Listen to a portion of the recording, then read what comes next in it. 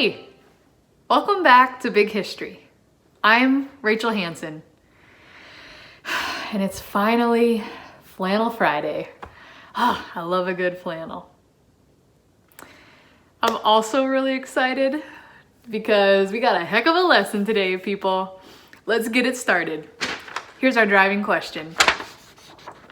How did Darwin arrive at his theory of natural selection? So who's this guy Darwin? Maybe you've heard of him, Charles Darwin. Well, when he was 22 years old, he set sail on a voyage, an expedition around South America, and he ended up in the Galapagos Islands. And the observations that he made there of the plants and animals led him to create the theory of natural selection. So what is it that you think he observed there that led to the development of this theory? Now, our word of the day is natural selection. So what is natural selection? Natural selection is a process that results from the evolution of an organism in a way that makes it best adapted to survive in its environment. So what Darwin was observing on the Galapagos Islands, particularly among the birds, among the finches, was that their beaks were different shapes and different sizes because they were adapted to the food that they were eating. So, like if they were eating small seeds or large seeds or fruit or insects, they had different sizes and different shapes of beaks. And these were traits that had been passed down generation to generation, these small changes that were made along the way. And natural selection is this idea that those birds that were best adapted to eat their food in their environment survived. And the ones who weren't, they died. So I thought maybe we could test this thing out. It's things you can find around the house for bird beaks. Like, why not? Let's give it a whirl. So here we go. Natural selection, distance learning style. Okay, so here it is. Our lab on natural selection and adaptation. We're going to test out 4 different bird beaks in this scenario. The tongs here, like a pelican. My makeshift chopsticks, like an avocet. A spoon, like a spoonbill bird. These little guys, tweezers, like a finch. Those are not going to be helpful at all. And in here, I've got all of our, there goes our macaroni, our big bugs. I've got all of these pieces of bird food. So there's some rice in here for like little itty bitty insects. There's some raisins and almonds for, like beetles or other bugs. There's some slivered almonds, like maybe clams. And then these big noodles, like big hard noodles, like maybe a big old piece of fruit or something. So yeah, we'll do rounds of 30 seconds and we'll see how much food I can collect. 6 pieces of food means you reproduce and survive. 3 pieces means you die. What should we start with? I mean, I love a good challenge.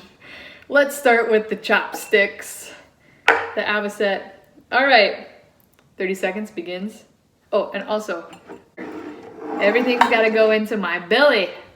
It's my little bird stomach right here. Can't move it, can't touch it. It's just all gotta go in. Ooh, my stomach's growling. I'm hungry. Ready? Go. Ooh, ooh. Don't die. Don't die, little guy. Oh. 4. 3 raisins, 3 beetles, and a big bug. Let's go for the spoon. Something a little easier. I'm just gonna scoop stuff up like crazy. I bet this is the big winner. That's my hypothesis. Oh, harder than I thought. Nothing that can escape the wrath of the spoon. Boom. Oh, look at all of this stuff. The spoonbill bird for sure just made lots of babies. Reproduced like crazy. Such a great adaptation. Let's go to the tweezers. All right, my strategy, I'm gonna pick up all that rice. Just like tee, tee, tee, tee, tee, tee. So much rice. Okay, 30 seconds. Begin. Oh, well, I just shot a piece of rice into the window.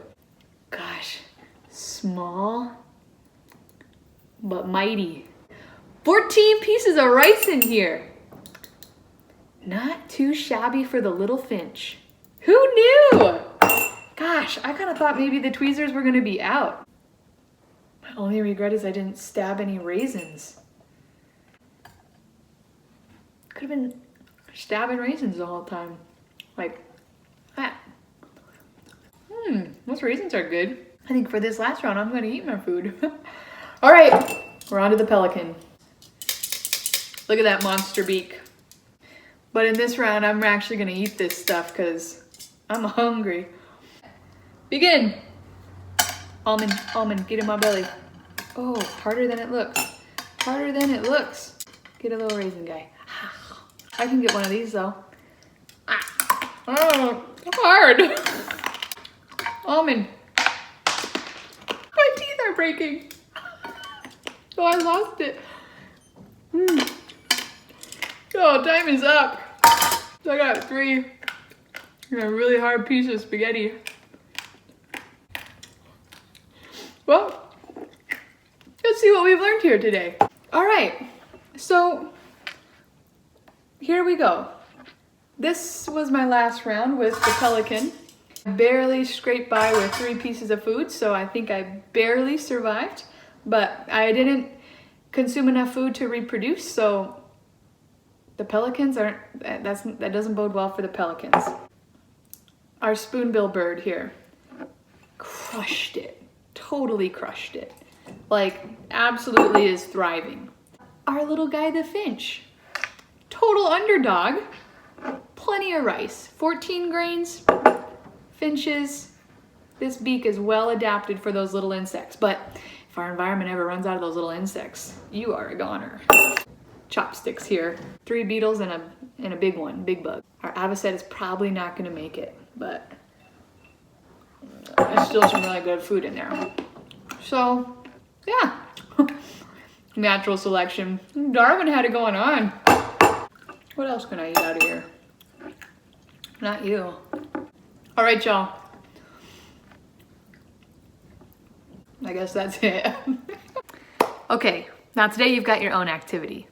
You're gonna head over to Khan Academy and you're gonna do the activity, The Voyage of the Beagle. The Beagle, not the dog, was the name of the ship that Darwin was on. And in this activity, you're gonna look at and analyze maps and images from Darwin's journey. And as you're looking at them and analyzing, think about, what did Darwin see that led him to this theory of natural selection? All right, get on over there. I'm gonna go scrounge up some more food.